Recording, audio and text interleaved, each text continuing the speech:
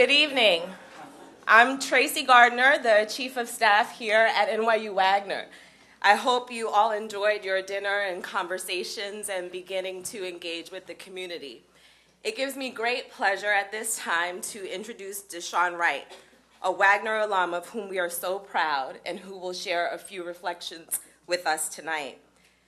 You have Deshaun's bio in the program on your tables where he's well introduced. And from his bio, you'll see that his career has included positions in public and nonprofit sectors with a focus on improving educational outcomes for children from a range of backgrounds and experiences. What you may not know about Deshaun, however, is that he didn't always know he'd have such an influential career in public education. His original dream was to work in marketing, and he landed a job in an advertising firm immediately after graduating from college with a communications degree. A friend asked him to volunteer at a boys' club on the Lower East Side, and he said yes as a favor. And he fell in love with tutoring and decided that he wanted to make a career out of education. So he left his advertising firm, he joined Teach for America, and became a 6th through 8th grade teacher at a public school in Washington Heights, which is a neighborhood here in New York City. Through his experiences there, he realized the impact that policies have on children's lives. And he decided that he wanted to get a master's degree in public administration at Wagner to better prepare him to be able to make the policies and be in a leadership role where he could actually influence what was happening. So since graduating from Wagner, Deshaun has worked on education policy and other major policy issues for New York City's Department of Education and with Newark, New Jersey's Mayor Cory Booker. And Deshaun has actually had a huge impact on education so far. As just one example, he partnered with Mayor Booker to help engineer Mark Zuckerberg and Facebook's $100 million gift to Newark Public Schools. Washington, D.C.'s new mayor, Vincent Gray, realized Deshaun's talents and appointed him deputy mayor for education in Washington, D.C. In this new role, which he's recently taken up, Deshaun is responsible for creating and implementing public education initiatives across the district. We've all heard much about the complexities of the education landscape in the nation's capital. And given what we at Wagner know about Deshaun and his passion and his commitment and what he's already exhibited in his public service career, we are confident that he's up to the challenge. Again, it gives me great pleasure to introduce Deshaun, to welcome him back home, and to ask him to come up and share a few words with all of us tonight.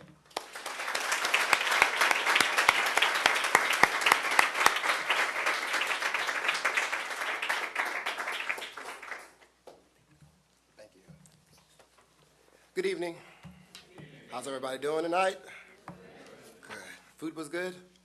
Looked good. I didn't eat, makes me nervous. So first of all, I thank you, Tracy, for the kind introduction. I feel like you just cut my remarks in half, but that's okay. But it really is a thrill to be here with you all this evening. And, you know, it's funny that I just said that like I actually meant it. And in my line of work, you say that a lot. So it is nice to be able to say it and actually mean it. It's nice to be back home here at NYU because it really is a place that shaped who I am as a person, my professional trajectory, and really gave me a lot of the skills that I feel have helped me drive forward in all aspects of my career. So let me talk just a little bit about the importance of diversity, and part of the reason why I'm thrilled to be here with you all tonight, because this is a school that really takes diversity seriously, and not just a school that wants to make sure that its enrollment numbers reflect diversity, but that there's a diversity of people from experience, their opinions, dialogue, which really creates and rich dialogue and experience inside the classroom. And certainly for me, having people of such diverse backgrounds to be among my peers in a classroom and in an educational setting is what largely made my experience in this institution so wonderful. So let me tell you a little bit about sort of my history and give you a little bit more color in terms of sort of what sort of got me to this place. As Tracy indicated, I did not always think that I was going to be a do-gooder. I am definitely a convert. My original plan was to go into marketing and advertising. How many of you actually watch Mad Men? Yeah, isn't that show great? I was literally going to be the next Black Dawn Draper, right? Like that is literally what I wanted to do even before that show ever came about. And for me, I was really, really excited about doing that work, and I had grown up in Virginia, had never, I'd been to New York probably a couple of times. My brother's best friend was originally from Harlem, but I didn't know much about New York, but I did know that if I wanted to be the next guru of marketing and advertising, there was nowhere else to be but the big city. So literally right after I graduated from undergrad from James Madison University in Virginia, I packed up my things and slept my way up to New York and slept on my brother's best friend's couch for a couple of weeks while I tried to find the opportunity that was going to be my first step into the glory land of marketing and advertising. And I was fortunate. I got really lucky. I got involved in a program that actually specifically sought after minorities in marketing and advertising, understanding that we were underrepresented in that field at the time. And had the chance to do the job, and there were certainly aspects of it that I enjoyed. I consider myself a creative person, although it doesn't always come out in my drawings. But I certainly enjoyed the work, and I enjoyed the creative side of it. I enjoyed the work. I managed a team. I was the account executive for my team, and it was sort of my job to interface with the client. So I got to hang out with the artsy types and take their good ideas, but I was the guy who actually went and sold the idea to the client. And I enjoyed a great deal about that work, but one of the things for me that really began to evolve probably in my first year in working in marketing and advertising, I only did it for about a year and a half, was I really felt strongly that there was a disconnect between who I was and the work that I was doing. And really for me, it was learning the lesson of my value to the organization was defined by my clients' profit margins, and there was something about that that didn't sit well with the person who I was and who my parents helped raise. And so I was trying to figure out what was going to be the next right opportunity for me, and it was actually during that time that a friend of mine I was working with at the advertising firm asked me to volunteer at the Boys Club on the Lower East Side. Well, I volunteered there for about a week, and I would say I learned a lot more from them than they ever learned from me. But it was through that experience, and my job was I was to show up on Thursday evenings, I was to watch them play a little basketball, was to take them out for pizza, and then send them home. It was very, very simple, folks. I had what they call the intermediate group, so it was kids who were aged 11 to 17, and they were all young men. They were all either African American or Dominican, and it was interesting because I was working with these kids and they were so full of life, they were so street smart, and so I just automatically assumed, given my very middle class upbringing, that they were doing well in school. And one day they came in and they didn't have the same energy level that they normally had. And so I pulled one of the kids aside and I said, what is with you guys today? And he said, man, what is wrong with you? He was like, don't you know it's report card day? I was like, oh. I was like, so? So he was like, ask everybody to see their report card. And so I stopped the basketball game and I asked everybody to show me their report card. And every single one of the 12 kids who were in my group were failing. Every single one of them. And it was the first time for me that it sort of shook me to my core that here I sort of took for granted that the education that I received growing up in Virginia, again in a very middle class environment, that all kids had that type of access to a quality education. And here I was so impressed with these kids who had such quick wit, who were so savvy and so smart, who I'm looking at them and I'm amazed that their parents actually let them get on the train and navigate this big city. When I was 13, my parents wouldn't let me cross the street alone. And it was just really amazing to me that these kids who were so brilliant, it was not resonating in terms of how their academics performance was playing out in the classroom. And so I went home that weekend, and I had a couple of friends who had gone into education, and I called them and I said, "Look, I got this great group of kids. I want to help them. What can I do?" And a friend of mine said, "Well, you could try to, why don't you do a little tutorial or something, right?" And so I was like, "Okay, that sounds easy enough." So I went out to Barnes and Noble, bought a bunch of different sort of tutorial books, and when they came back the next week, the basketball court was a classroom. Didn't make a lot of them very happy, but they stayed, they didn't leave. And I began to work with them, and we expanded our work together from being just on Thursdays to being Tuesday and Thursdays, and then Tuesday was school day, Thursday was fun day, so I did learn to balance it out. But it was really from that experience that I sort of became attuned to a passion that I had for educating kids and for public service in a way that I didn't know that was inside of me prior to my experience volunteering on the Boys and Girls Club on the Lower East Side. And so that led me to apply for Teach for America. I was fortunate enough to get in and placed here in New York, so I was able to stay in the big city. I taught in Washington Heights, 6th grade, all subjects for 2 years, and it really was from that experience that I really got interested in public policy much more broadly. Here I was as a classroom teacher who had been moderately trained in teaching and learning instruction. After 2 hot months in Houston, Teach for America took me through the crash course of public education, and here I was in a classroom, and I was dealing with I was so worried about my ability to teach well that I had no idea what I was going to encounter as a classroom teacher. And I walked in that classroom on the first day, and it almost hit me instantly that the kids who I was responsible for teaching had so many diverse challenges before them, from their home lives to having enough to eat, to being in single homes, to living in violent neighborhoods. And so it got me very, very interested in this thing called public policy, social policy. And I became very interested in government and the role that government plays and how it could really provide these kids with a leg up and provide them with a fair opportunity to be able to step out of the environment that they were in and think much more broadly about the possibilities that their lives could really bestow before them. And it was intriguing to me to have kids in my class who were so smart and whose brilliance, sort of shone every day, but who would say to me, "Oh, Mr. Wright, I can't go on that field trip because my mom doesn't let me go down below 157th Street." And so they had this sort of very narrow perspective about life and possibilities. And here I was as a classroom teacher thinking that all I was going to do was math, reading, and writing, and I was faced with kids who had challenges that were much more bigger than beyond what I was able to really deal with in the classroom in my sort of 4 walls.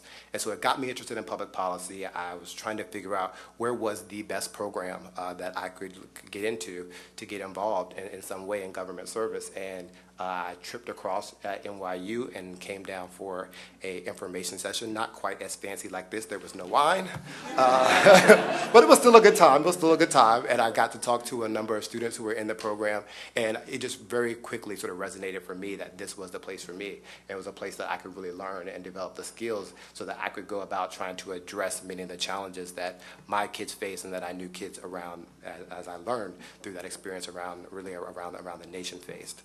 So I came to Wagner, was here for 2 wonderful years. I will say there was an interesting conversation happening at table number 8. Give a shout out to table number 8. That's my table. But it was really interesting, that conversation that they were having about sort of the balance. And I, like many of you, was working full-time and was going to school full-time. And I have to say, in my first year here, I did not take advantage of all the incredible opportunities and resources that this school has to offer. I came to class every day. I obviously did my homework most of the time, and I made sure that I was prepared for class and for teaching and learning instruction and did my papers.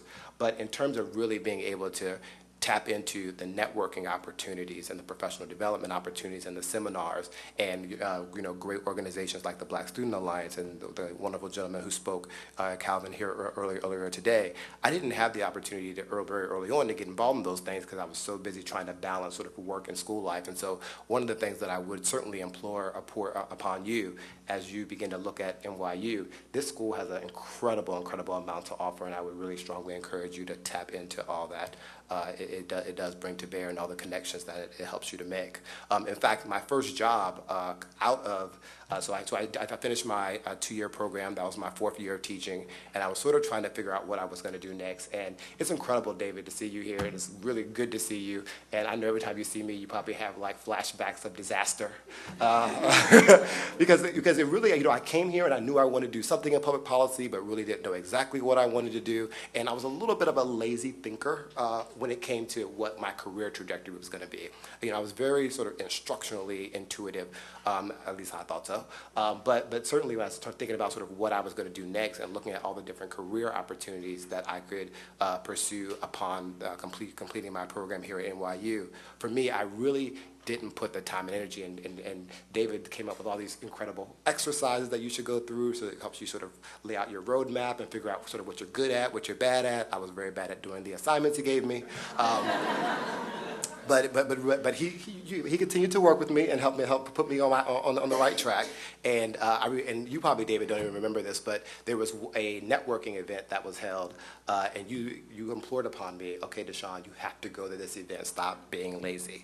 And I showed up to this event, and I was fortunate enough to walk upon a table that had New York City government across it. And I stopped by and gave my resume and chatted with a woman whose name I honestly don't even remember right now. And I got a call back, and they asked me to come in for an interview, and that's what led me to work for Mayor Bloomberg in the Mayor's Office of Operation, which was my first job fresh out of NYU. And so without that relationship, without that networking experience, I never would have gotten on the path that, quite frankly, led me to do everything else that I've done. So I ended up going to work for Bloomberg in operations, overseeing a number of city agencies, their performance obviously just being a pest to make sure that they were staying in line with the mayor's vision. And education was not in my portfolio. And for somebody who taught, it kept coming back to me, and I kept missing it, and I kept getting on the nerves of the analysts who had education. And so one day she said, why don't you just take it? Like, just leave me alone, just take it. And I was like, no, this thought you should think about this a little differently. And at that time, I don't know if you all know sort of the history of public education in the city and governance, but it was right around that time that Mayor Bloomberg got control of the school system and was building his team out. And it was this bug in me that said, Deshaun, you should go back, you should get back involved in that work, because I felt like I had learned so much, both from my classroom experience, but also then in my experience in city government, working in public policy much more broadly, that I thought I really could contribute in a much more systemic way. But those of you who follow education reform know that it wasn't a very safe time to go back if you were thinking about your career, because Joel, who is a phenomenal, brilliant man, and really changed the course of public education in the city, was over there blowing up everything, right? So everyone said to me, you may want to hunker down and see how things fall out, because you may find yourself in an office and then 2 weeks later that office doesn't exist anymore.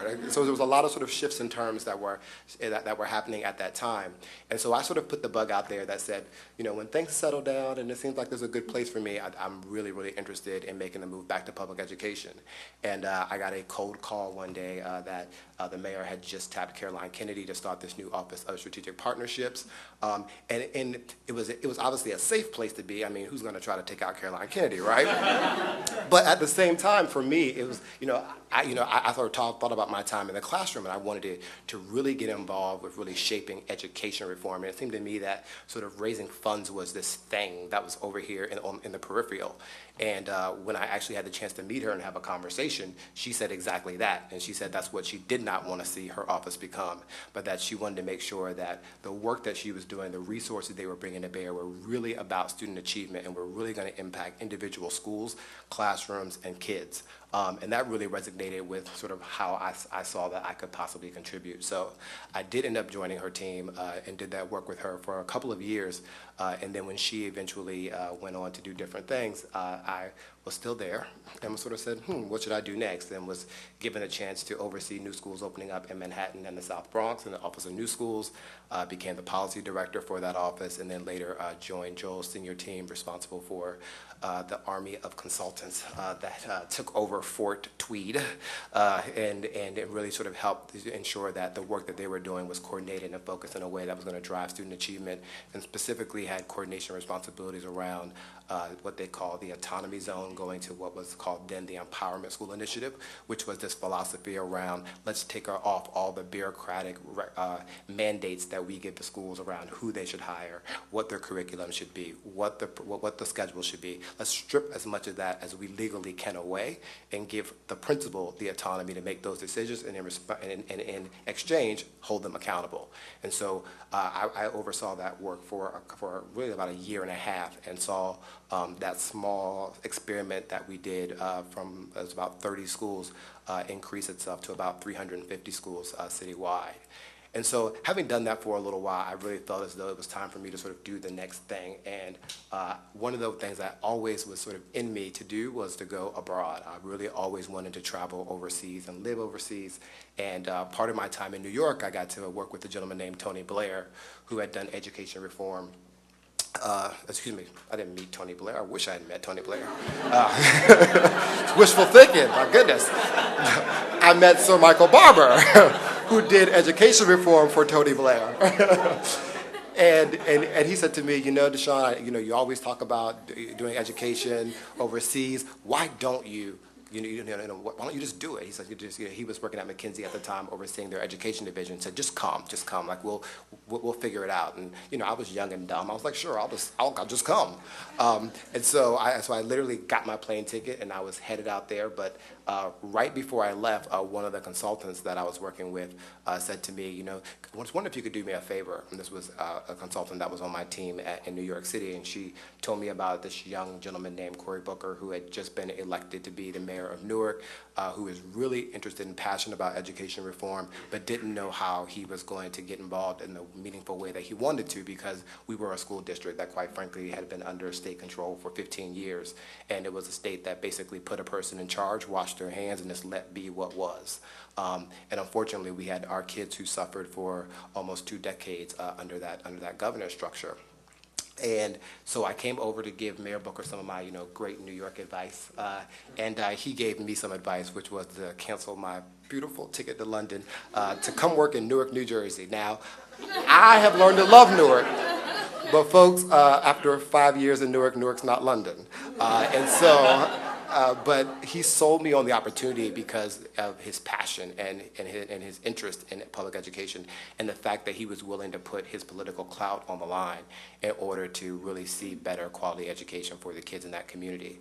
And so I went to work with him and ended up working with him for about 5 years until I was asked to come to Washington, D.C. to serve as deputy mayor for education. So that's a little bit sort of about my sort of trajectory, but as I look around and sort of see the faces in this room, and it just reminds me of the importance of diversity in doing all of the work that I've done. And quite frankly, it's not seldom at all that one of my colleagues will call me and say, I need somebody, help me find somebody. I want somebody great. I need somebody who can do X, Y, and Z. And I'm like, and before I can hang up the phone, they say, oh, and one more thing. If you could find me somebody that adds diversity to my team, that'd be great too. And I think to myself, that's the problem I have. In every single office that I've worked where I've had a chance to sort of build teams and hire people, I've always looked for people who bring a sense of diversity to the table. And not just talking about race, but what your experience is and how different your perspectives are and your cultural experiences. And that really does sort of act, just like it added to the richness of my experience in the NYU classroom, it incredibly adds to the experience and, quite frankly, the conversation that plays out around policy decisions. And I'll give you one example as I sort of close out my remarks, which was we were having a staff meeting, a senior staff meeting about 10 days ago, and the mayor is big on truancy, and we had been hearing truancy was a problem in D.C., and so I asked the chancellor's team to come give us a report on what the numbers were, and we learned that there were these sort of group of about 10 to 12 schools who have chronic truancy. Now, chronic truancy is defined if you have missed more than 15 days of unexcused absences. So that's pretty bad, given where we were at the time of year that we were having this conversation. And so presented this to the mayor, and the mayor said, I definitely want to try a pilot program to try to combat truancy. And I'm sitting around the table with the other deputy mayors, and there are 4 of us. And I'm shocked that as the mayor begins to ask, what are we going to do about truancy, that they're talking. Because I'm like, why are you talking? Because I have schools. Kids are truant from schools. Schools are me. I should be leading truancy. And the only deputy mayor who wasn't making an argument for that they should be running truancy was the deputy mayor for economic development and planning. And so we were having this discussion, and it really sort of resonated with me that we were having this argument because the other two deputy mayors, the deputy mayor for public safety and the deputy mayor for health and human services, were also making really good arguments for why they should have truancy.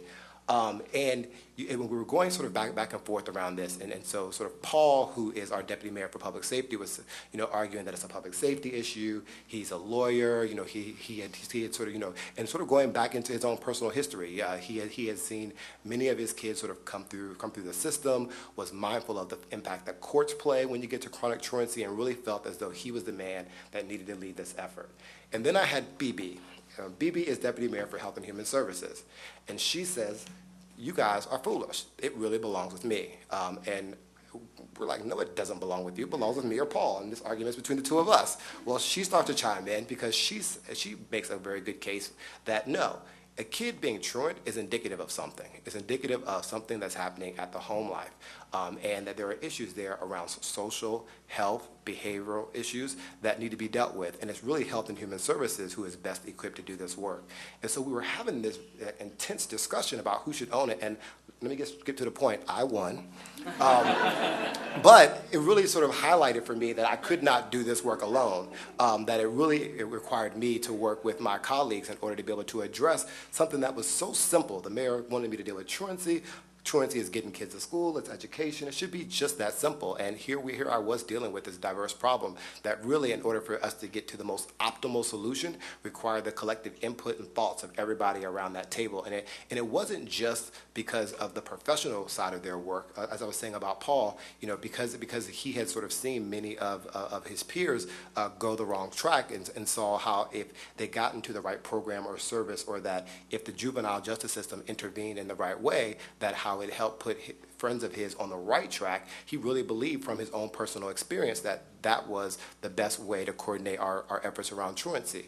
And then here was BB, this wonderful woman who is a Latina, who was making a very impassioned case about the health and human services aspect, and told very passionate stories about friends of hers who growing up wouldn't go to school because it was from a cultural perspective that they were expected to be able to step up to help the family if they needed someone to help watch the kids, or if one of their parents who actually were not English speakers needed to go do a business transaction, who was going to actually interpret for them. And so she was here not just talking about her job and her profession, health and human services, but also tapping into her culture, who she was, and saying, Deshaun, if you just come up with a good education solution for truancy, you're going to be missing the boat for this other sector of kids who, quite frankly, that's not why they're truant. And so it was something that really, quite frankly, happened recently for me that just highlighted the importance of having people around the table who are making these critical decisions that impact thousands and thousands of kids and their families, to really have that diversity of thought and that diversity of experience when you're thinking about coming to bear to bring about solutions. And that it's just not about the solution, but it's about how you define the problem and how you approach it.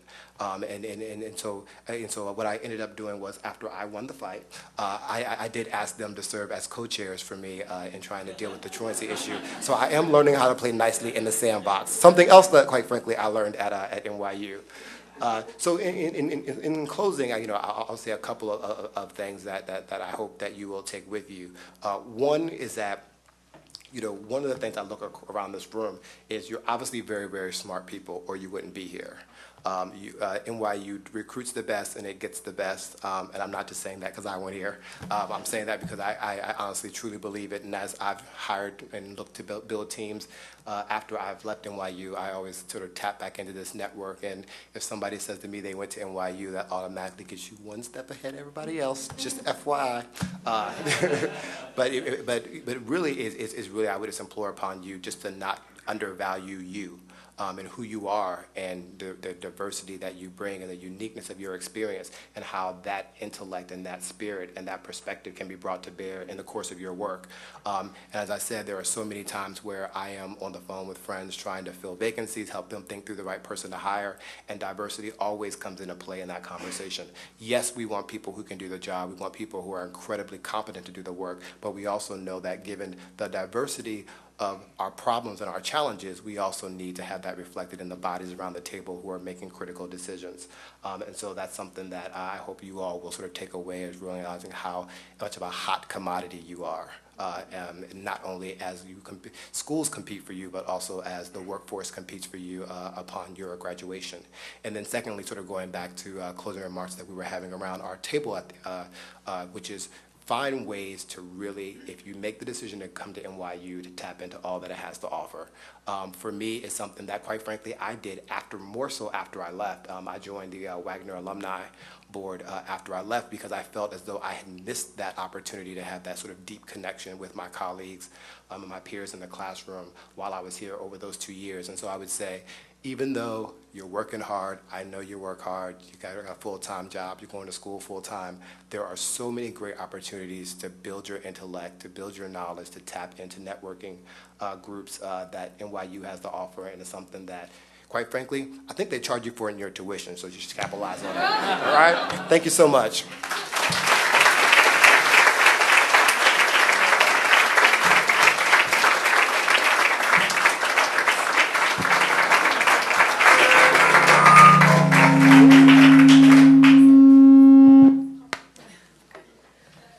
Just want to thank Deshaun again for taking us along that fascinating journey of his career trajectory to date. And we have about 10 minutes for some questions. I'm sure that many of you have questions for Deshaun. So we have 2 handheld mics going around the room. So if you have a question, if you just want to stand up, someone will bring you a microphone.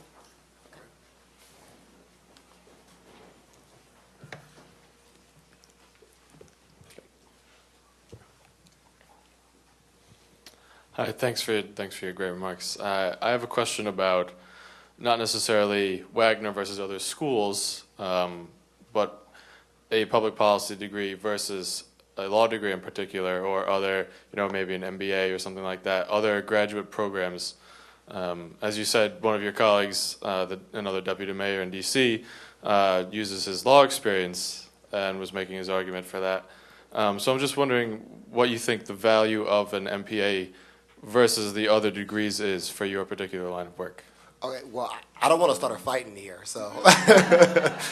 Look, I certainly found my MPA to be incredibly valuable, and quite frankly, there are people around the table who chose to go MBA and all those various other routes, and we need all of that thought in order to bring to bear to come up with the best policy solutions. But I will say that one of the things that, quite frankly, made my experience rich here at NYU was in my last semester. I had done a pretty good job of taking all of my required coursework along the way, and so I sort of got to my last semester, and it was like, and I had some room there, and it was like, okay, I could sort of slide off and take basket weaving, something easy, to make my last semester, not that challenging for me, or I could continue to take some difficult courses.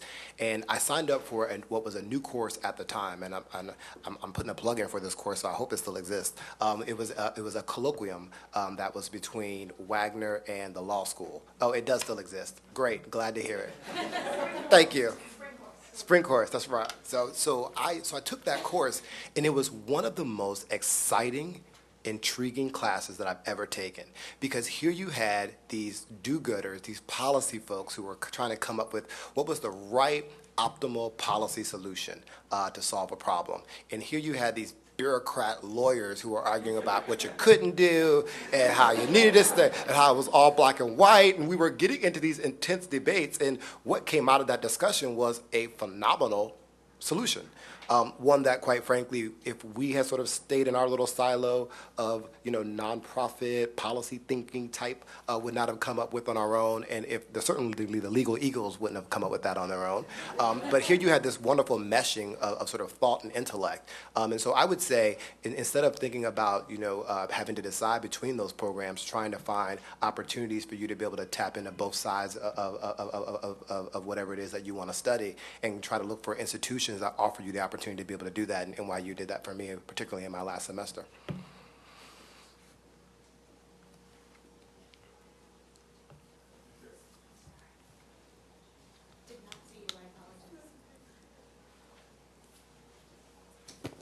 Hi, I'm Jessica. I work at a nonprofit in Newark, New Jersey, so I'm helping low-income students get into top boarding schools across the country. And as someone that's trying to impact that community, I just wanted more insight on some of the biggest challenges you saw in education in Newark and the solutions, and also some of the things that you appreciated about working in Newark. Yeah, Newark is an interesting place. I mean, it really is it's the biggest city in all of New Jersey, but it's this small town mentality almost, and it's very parochial, right? So for me, I would probably say out of all the places that I've ever worked, it was very hard for me to become an accepted person in the Newark community, because literally people would ask you two questions when they first meet you. What's your name? And where you're from in Newark. And if you didn't have a good answer to both of those, you were screwed. And so for me, it was funny, I got to a point where obviously I couldn't lie and say that I was from Newark, right? I wouldn't be able to pass that smell test. But I began to sort of, when people would ask me where I was from, I used to say, oh, I'm from New York, because that was a place that I had just came from working for the previous decade. And I totally stopped saying that. Here I was, from New York, which was a 15-minute subway ride to get into Newark, and you would think it was a foreign freaking country, the way that they sort of looked at me when I said that I actually had done my work here, because I think there sort of is a perception of eliteness or what have you. And so for me, I found one of my biggest challenges was getting them and getting the community to accept and embrace change. And not only people of different perspectives, but also different ways of doing work and doing business. And quite frankly, how I went about going through that experience, I think, is unique to New Jersey and Newark, but I don't think the problem is all that unique to Newark and New Jersey. And so I think about the work that I did in schools, and people always would. So I was the guy when I worked for Joel Klein, who particularly in Manhattan, if a school had to be closed, I was the person who went and told the community that their school was being closed, or that they would have to share space with another school. It is not a fun job, folks, but it's an important job, and so I would go into these communities and have a discussion about underperforming at schools and the importance of good public education, and they would be amening me and clapping and cheering and saying, "That's right, need good schools, need good education." And then as soon as I got to the point in my remarks about their school, I lost a whole lot of support in that room, right? So everybody believes that there should be good schools. Everybody believes we should demand good public education. And everybody believes that bad schools should be closed, but not my bad school, because of the connection of who they have.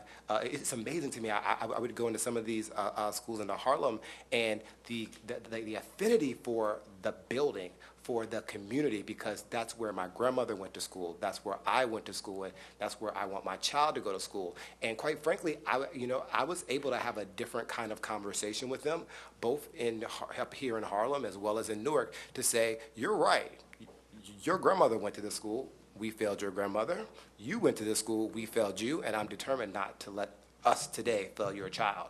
And I was able to have a different conversation with them because of who I am, and because of my experiences. And I was able to speak with them in a way that they may not have liked what I had to say, but I think they appreciated where it came from, and that what I really wanted was what was right for them. But I think, too, part of it is, and something that I learned about Newark, and a lesson that I learned in Newark, is that you don't just come up with a good solution and think it's going to work, right? And so there was a certain level of cockiness that, quite frankly, that I had, having done this work in New York. And, this is the biggest school system in the country. it's got the most problems and challenges of any school district in the country, and here I go to plant myself into little old Newark, right? That, you know, here I was in New York City with 1,400 schools, and here Newark had less than 100 schools. And so I just thought that I was just going to take the same sort of model of education reform and plop it over into Newark, and it was going to work, and kids were going to be educated, and people were going to be happy, and that didn't happen. You know, there were very intense, tough conversations that played out. And one thing that I really, really learned was the importance of bringing community along when it comes to trying to shape what is the right solution that you're trying to bring to bear. And if people don't feel like they're being respected and engaged, then quite frankly, they will turn away what even may be good and right for them. And so that's a lesson, quite frankly, that I learned from Newark. But I also learned that if you continue to show up in Newark, they will eventually call you son. And there were people out there, this same woman who I will not say her name, but she cursed me up and down the first time that I went to a community meeting and talked about education reform. But I continued to work with her and to dialogue with her, and I never stopped talking to her. And she never stopped yelling at me. And over the course of time, we found that we had a lot of perspective in common about what should happen in their schools. And I figured out that I learned a lot from her, having lived in that community, raised kids in that community. She had an understanding and appreciation of the history of Newark that could be so greatly applied to the work that I was trying to do and Mayor Booker was trying to do in public education.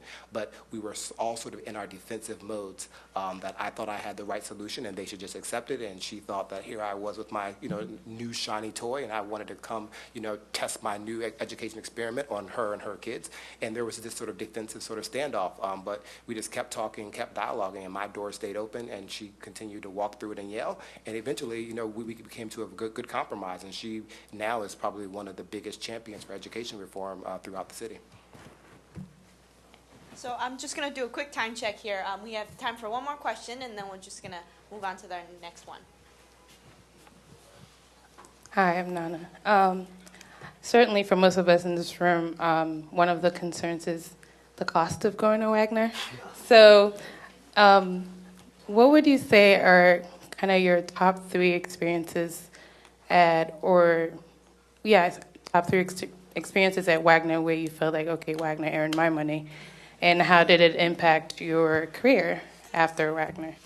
It's a good question. First of all, I could say in complete confidence that it earned my money, and I'm still writing checks to Wagner. So, and I'm still smiling, and I still show up. So, if that's indicative, then I certainly hope it is, because you know my time here, it really did sort of shape who I am, and I will say, you know, the dean, who I'm so impressed that she had to leave here to go teach a class, like how phenomenal it would be, the educational leader of NYU, and you still think it's important for you to actually teach, and that really sort of resonated with me, because she actually, how I met Dean Shaw was in my first semester here, and she was one of my classroom teachers, and so it's just great that she's still teaching in class. But I had a class with her on management, and one of the things that really resonated with me, this was in my very, very first semester, where I kind of still wasn't sure if I had made the right decision, and it was about how she went about teaching the class and made it not just about good theory, but about how you're going to put it into practice. And it was the case studies that we did, and it was times where if things were getting sort of stale, she put the case study away and she talked about sort of what was happening in our own professional lives, because so many of us in our class were working full time, and we were dealing with a lot of the challenges that were being talked about on a theoretical basis. And it was really feeling like I could take what was being taught to me that day and go apply it to the work that I was doing tomorrow. That really sort of said to me that this is a really good place for me to be and to learn and to grow. I would say that, and then and what else made it worth the money? It's a lot of good stuff that made it worth the money. Yeah, I mean, I would have to just say, and I would also say the people that I actually was in class with, because hearing people, when you talk about these public policy issues, you're often talking from a place of sort of who you are, what your experience is, and it's amazing to me how somebody could take one problem and that problem could mean how that problem came about or the right solution to that is very different for me than it was for my colleagues. And the fact that all of my teachers, I felt, understood the importance of diversity of discussion and facilitated that and tried to bring that out of us and all that we did. And then probably the last thing that I would say was just the opportunity that that this school gave me to sort of step out of my parameters of what my courses were to do interesting things like take the colloquium in the law school. I actually snuck in, don't tell anybody, to a couple of business school classes with a friend of mine was going to the business school at the time, and so there was a couple of interesting seminars that they had, and so I went and was able to go right across the hall and take advantage of those. But it really was just the richness of the experience here, and they really do have, and I'm not just trying to give props to the professors in the room, they really are some of the most phenomenal teachers that you will ever have the chance to learn from. Okay, well, I think that's a great note to end on.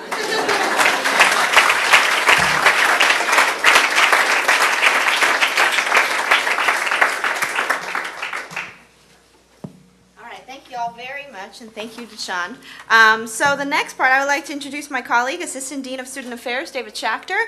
We have a little bit of a networking exercise, and he's going to walk you through it. We're going to work off some of that dinner.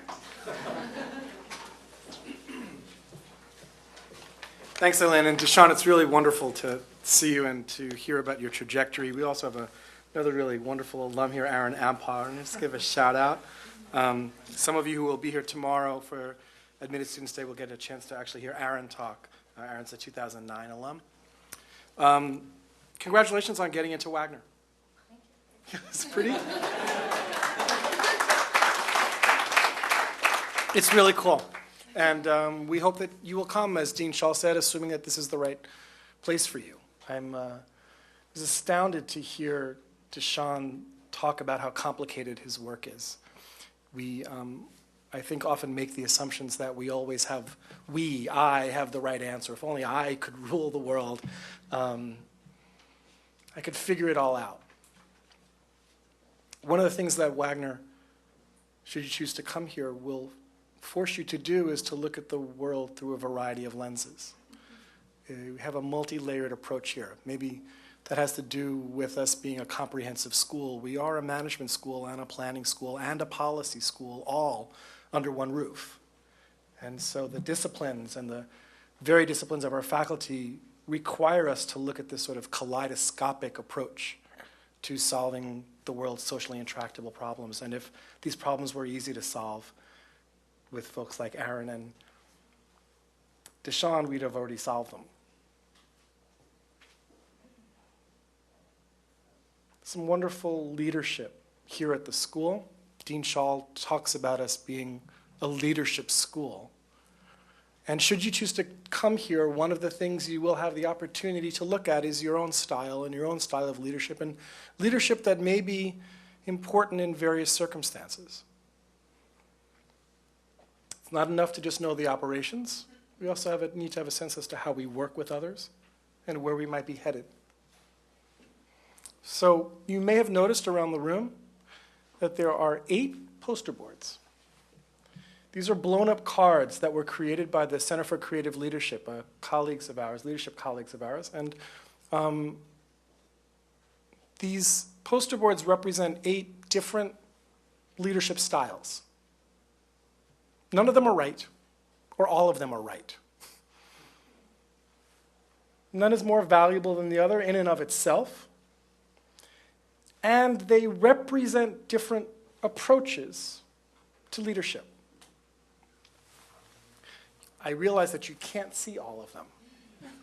So right here over my left shoulder is death-defying tightrope walkers. And right over here by table 7 are creative troubleshooters. And in the corner right past table 7 are autonomous teammates. In this corner, we have the shepherd. Behind table 6, we have steady navigators, visionary landscapers, co-creating musicians, and right above Associate Dean Rogan Kirsch's head, we have the Council of Elders.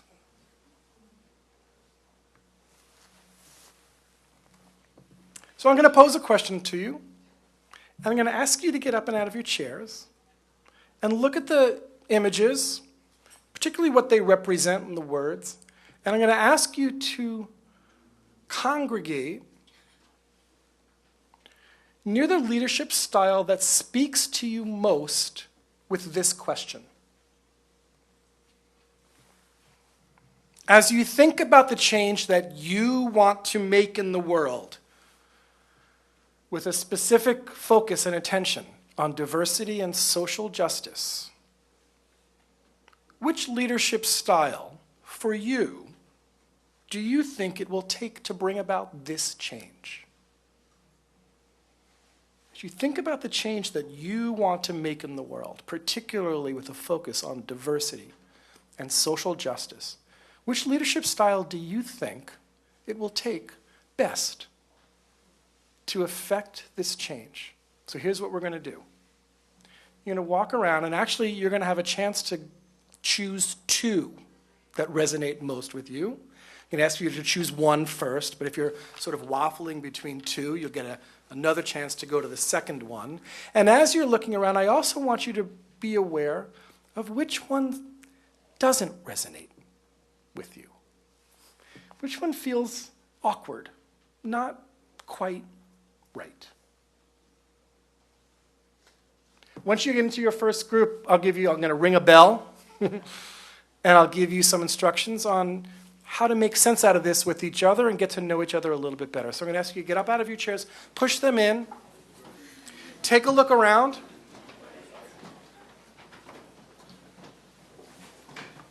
As you think about the change that you want to make in the world, with attention and focus on diversity and social justice, what leadership style do you think it will take to bring about that change?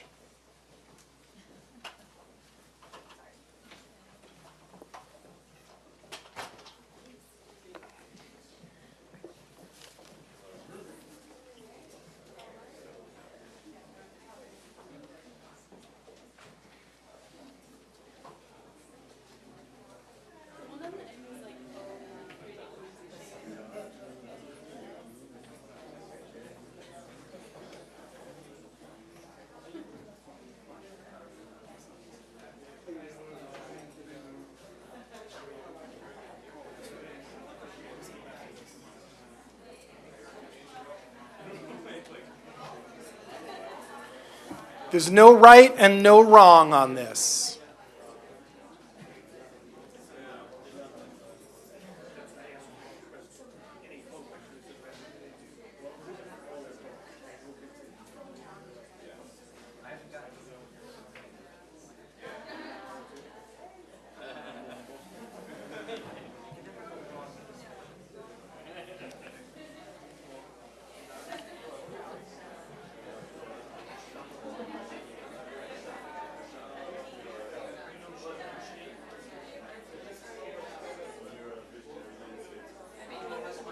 Does anybody need, can you raise your hand if you need just a few more seconds, or is everybody in a group? Okay, just checking. Hey, Rosalind.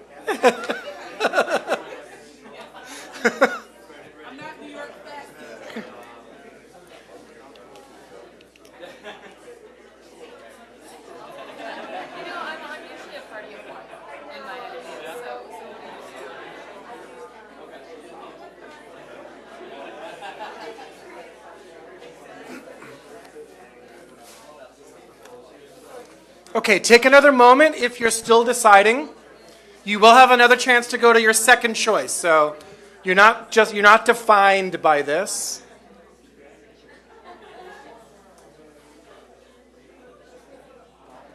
Okay, can I have your attention? David, can I have your attention, please?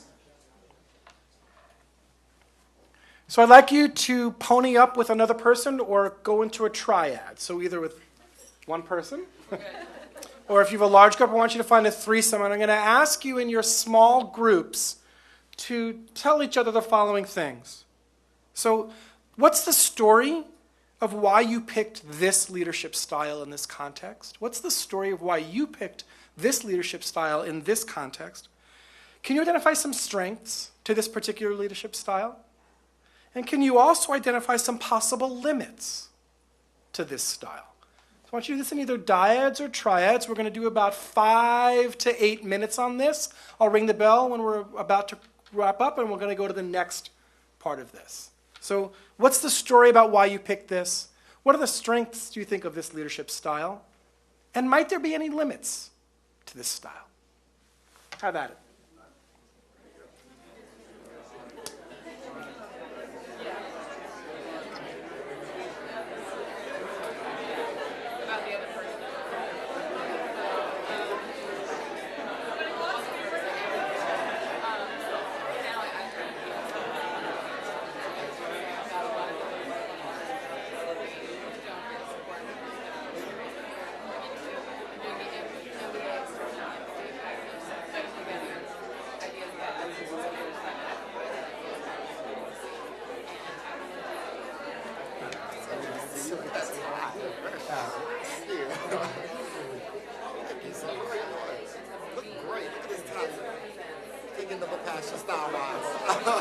I knew I had competition, so I had to adjust it.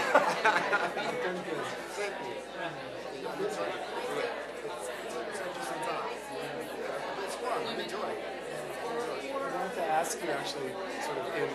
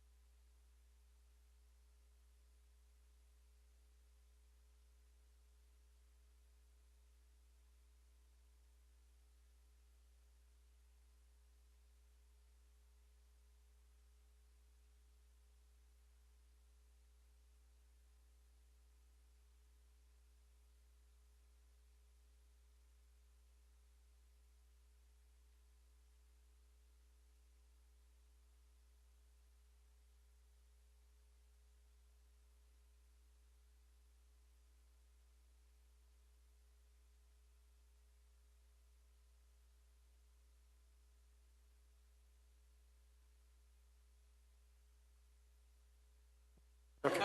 You can hear me anyway. So, got it. Once you wrap up this conversation, I'd like you to go to the sort of your auxiliary choice. So what's your second choice? Or couldn't decide this one. Find that, and then I'm going to ask you to pause for a second before we get started in the next conversation. So take a look around. What do you think really complements this one really well, or it's your next sort of favorite leadership style with the exact same question?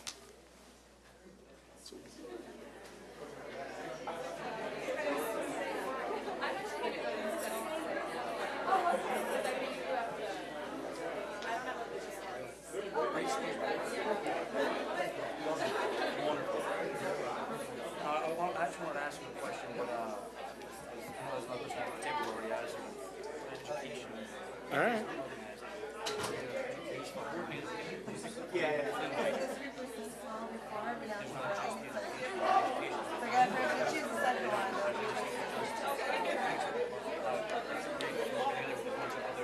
About me, but I'm drawn to wherever there's no one else. I feel sorry for the handful of people. Yes, it says perfectly about you.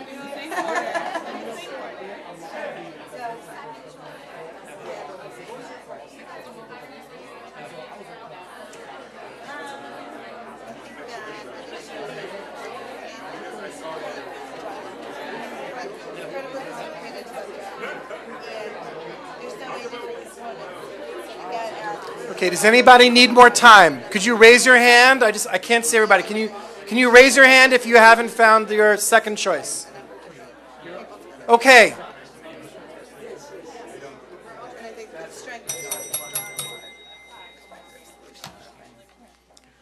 Okay. Similar questions. So I want you to get into a dyad or a triad. What is it about this particular leadership style? What's the story? What's your story that compelled you to choose this as your next choice? What are some strengths of this particular style, and are there any sort of pitfalls or challenges or weaknesses to this style as you might be able to see it? I'll give you another 5 to 7 minutes, and we're going to wrap up and do one more round. So have at it.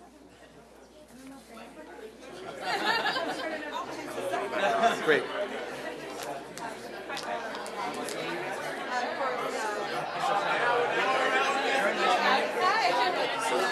I will shoot you an email. Let's stay in touch. I'm an 8 o'clock call. I got a crisis. Which is like daily. Right? It's great to see you. Great to see you too.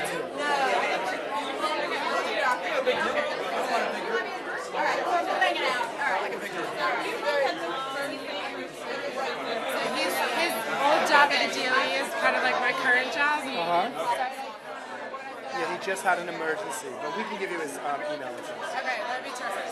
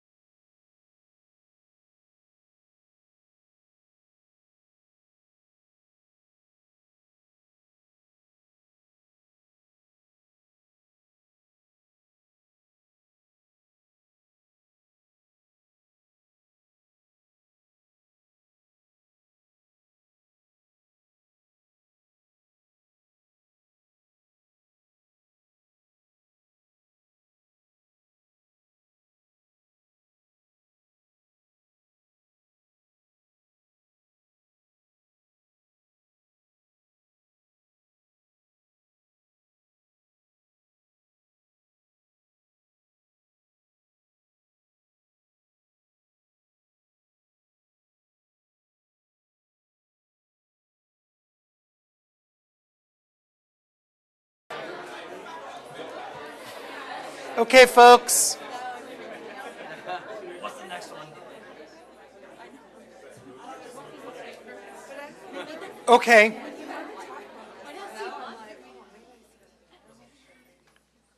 I'm now going to invite you to do one more spin around the room and to gather near the leadership style that you are least comfortable with.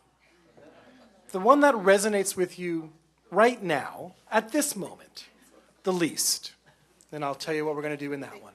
Like, I would think it's like all old people with the same idea. Sir? Yeah, restaurant. If you just go out this door, yep, straight down, right past the exit sign.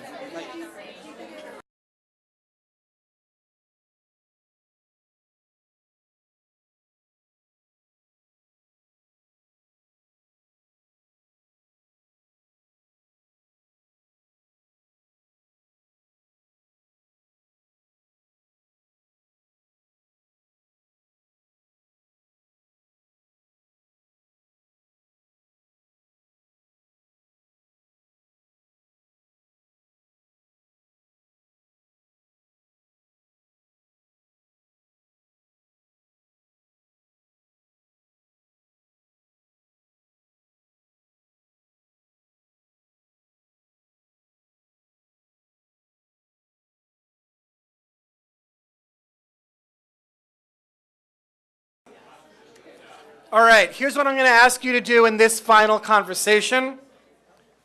In dyads or triads, would you tell the story about what concerned you about this style? And can you identify something that you actually might learn from this style? What's the story about what concerns you about it? And is there something you might learn from this style? Go for it.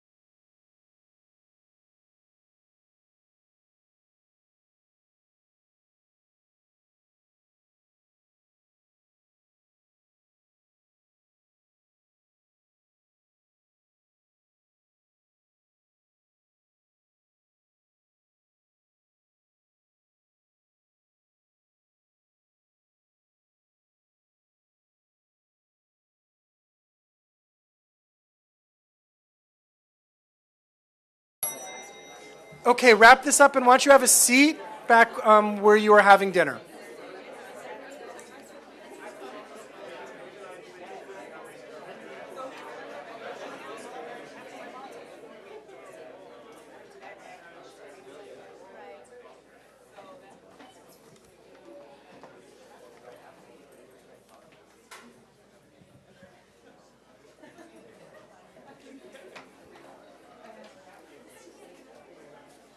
Take your seats.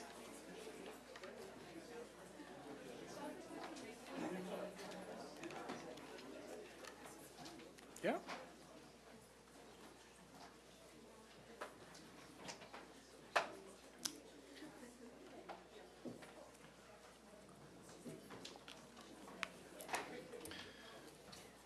Thoughts?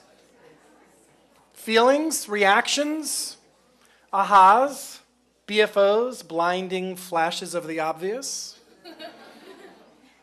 What just happened? Thoughts? Feelings? What are your reactions to what we just did as a group? Yeah, do we have a mic by any chance?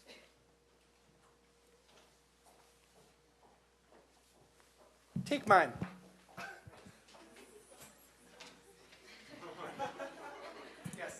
I just thought it was very interesting that Amy and I were the only two standing by the death-defying tightrope walker.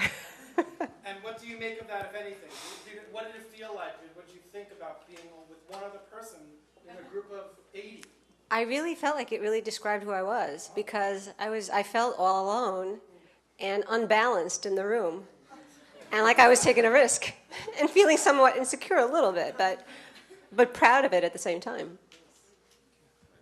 Good. Other reactions? We got one over here. Do we have another mic? Great. My name's Corey. I'm from New York, and it actually reminded me about the benefit of self-segregation. There was a lot of just joy that came from being with like-minded people, and a lot of understanding that I think was relevant and is helpful.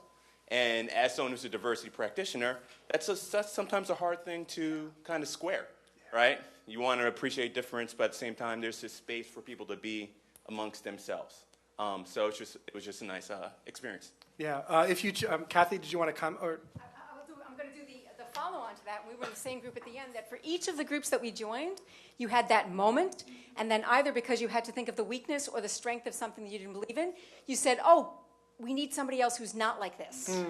And so it was you didn't want only the like-minded. The diversity was critical on the piece that was going to get you out of moments of trouble. Lovely. Good. There was a hand up over here, too. Brian? My name's Kiarash. I'm actually from Kansas City, Kansas. If you don't know, Google just chose us to implement their fiber optic network there. It's a big deal for Kansas City. Congratulations to Kansas City. Especially big for me because my basketball team lost last week to VCU. So, but I actually just wanted to say something terse, is that there are some really cool people in this room. It was really a pleasure getting to know you guys. It's nice. That's all I wanted to say. Thanks. Other thoughts, feelings, reactions to the exercise? Yeah, Jackie?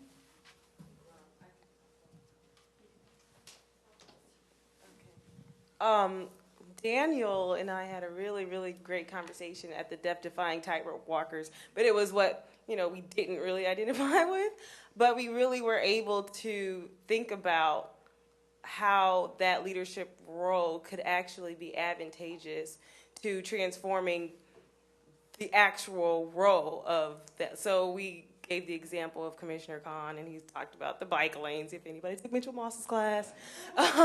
But she's really transforming the role of Commissioner of Transportation. And that is one thing that's very advantageous to that position, or that kind of choice of way of being a leader. So I valued that, and I could probably use that one day when I get a job. Lovely. Good. One more? Yeah? Aaron? Oh, actually, two more. So we have two at this table. Well, I think when we went to the leadership style that we didn't readily identify with, it's the last part, one of the things that came up in I think we had a quadrad. We didn't really follow the rules. But welcome to Wagner. We're in now. We don't have to. was that even though it's not the leadership style we may identify with, as was pointed out, the diversity is very important, but it may also be a place where we don't mind being for a moment in time during a cycle of an overall process. If we've done the tightrope walking, which several of us were at before we went to the study navigators, we may have come up with that groundbreaking idea that is now working, and we want to see it through for just a little while, but we don't want to park there. But every style could have value at different parts in the overall cycle. Right. Good. Aaron? And I'll be very short. I like this exercise a lot because it allowed me to reflect on past experiences, Wagner and the professional world as well. It made me ask what worked in the past, what did not work in the past, and also thinking forward in terms of my current role and the roles I would like to be in the future, what will work and how can I take advantage of that to the best of my ability. So it was a very good exercise. Cool, thanks. Glad you liked it. I'm not surprised. We do a lot of these kinds of exercises here at Wagner, actually, where you do find this sort of micro community, right? You find like-minded folks. And Robert, if you choose to come to Wagner, you will hear us talk a lot about bonding and bridging. So Robert Putnam, who, among other things, wrote a book called Bowling Alone, coined these phrases bonding and bridging. And bonding is the ability for us to find easy connections with those who appear very much like us. And bridging is the ability to find connections with those who don't appear like us at all. And we believe, actually, that for us to work on these world socially intractable problems, and while we're here, that we need both bonding and bridging. And yet our initial inclination will want to find a micro community where we feel comfortable and then maybe safe enough by which to bridge that potential gap. So you guys hit all my talking points. I guess my wrap-up is, can we develop leadership? It's sort of a rhetorical question. I hope the answer is yes. And is there values to different leadership styles? And I'm assuming the answer is yes. Said, different circumstances will require potentially different behaviors, and yet we will likely revert to those to which we feel most comfortable. So what might we want to add to our repertoire? I was talking to Deshaun. I asked him before he had to leave, because of an emergency. He said, I'm always in an emergency in my role. So I asked him if his leadership style had changed since he graduated from Wagner. He said tremendously, in ways that he couldn't have anticipated. Going how he characterized from probably a more egocentric to a more sort of surrounding himself with people that he trusted to actually enact sort of his visions and ideas. So as you think about your grad school choice, and many of you have choices, right? I know I've talked to some of you, you've already committed to coming here, and some of you are not so sure. But the choice to go to grad school is very different than the choice to go to undergrad for many of us. And some of us assume that we will always go to our master's, and many of us not. It is a very different experience. It's an extremely different experience. In fact, those of you that will be at Admitted Students Day tomorrow will hear from current students and some wonderful alums about the distinction between undergrad and grad.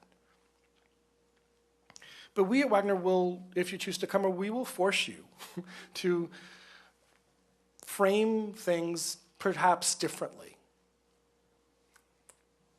There is the need for multiple perspectives at the table. And when we keep pushing the same buttons over and over again, we keep getting off on the same floor.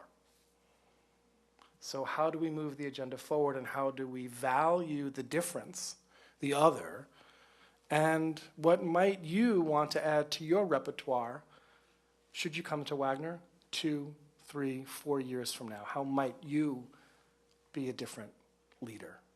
What might you embrace or accept and understand? And what's the promise?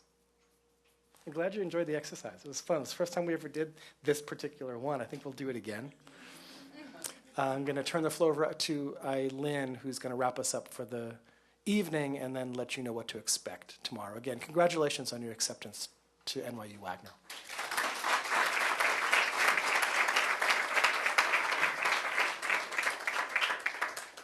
Thank you very much, David. Okay, so just a sneak peek for tomorrow. How many of you plan to be able to come tomorrow? Yeah? Nice. So tomorrow morning, breakfast and registration will start at 9 o'clock, and 9:30 our programming will start. Ellen, our dean will give another welcome, and I will introduce some of our staff members, and then we'll move in and have conversations with some alumni and current students, and Rosalind will be there, as well as Aaron. Tomorrow, there are two of our alumni speakers tomorrow morning, and then we'll have breakout sessions with faculty members. So many of you remember one out of the many emails I've been sending you over the past month. We surveyed you. We asked you, what do you want to hear and learn more about tomorrow? So a good number of you, the second most requested after financial aid, is curriculum and faculty, right? So we're arranging a lot of opportunities to connect with faculty. So one of them is a faculty breakout by program, and then we'll have overview of our career services, have lunch together, network with more faculty and current students and also alumni. And the afternoon we'll have a little networking exercise, and then we're gonna be at Kimmel. So Kimmel is the Student University Center over on campus on Washington Square. It's on the corner of Washington Square South and LaGuardia Place. So don't come here tomorrow morning, go there. But then we're gonna end the day here. We're going to have some mingling with faculty up on the third floor where faculty offices are. Sound good? Everybody eat enough? Good. All right. Well, have a good evening. Thank you.